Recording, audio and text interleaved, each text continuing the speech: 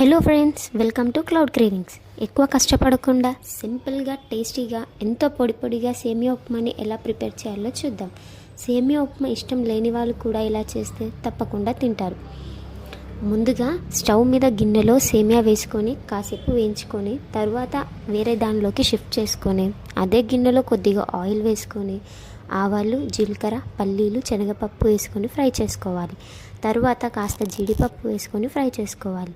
అందులో ఆనియన్స్, పచ్చిమిర్చి, కరివేపాకు వేసుకొని కలుపుకోవాలి.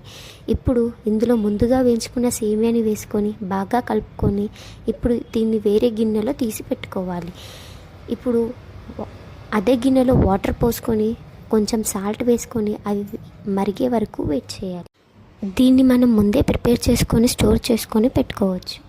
ఎప్పుడు కావాలంటే అప్పుడు ఇన్స్టెంట్గా ఫాస్ట్గా వచ్చిన గెస్ట్కి ఇలా ప్రిపేర్ చేసి ఇవ్వచ్చు. ఫ్రెండ్స్ కానీ పిల్లలు కానీ ఎప్పుడైనా బయటకు వెళ్తే ఏ టెన్షన్ లేకుండా ఇన్స్టెంట్గా చేసుకోవచ్చు. ఎందుకంటే మ్యాగీ తిని హెల్త్ని ఖరాబ్ చేసుకోవడం, ఇలా ఈజీగా ఇన్స్టెంట్గా ఇది ప్రిపేర్ చేసుకొని ఒకసారి ట్రై చేయండి. ఇప్పుడు బాగా మరిగిన వాటర్లో మనం తీసి పెట్టుకున్న సేమియాని ఇందులో వేసి బాగా కలుపుకొని 5 to 10 minutes లో ఫ్లేమ్లో పెడితే చాలు. అంతే అండి, వేడి వేడిగా సేమియా ఉప్మా ఫుల్ ఆఫ్ టేస్టీతో రెడీ అయిపోతుంది. సబ్స్క్రైబ్, లైక్, ఫాలో చేయడం మర్చిపోకండి. బాయ్.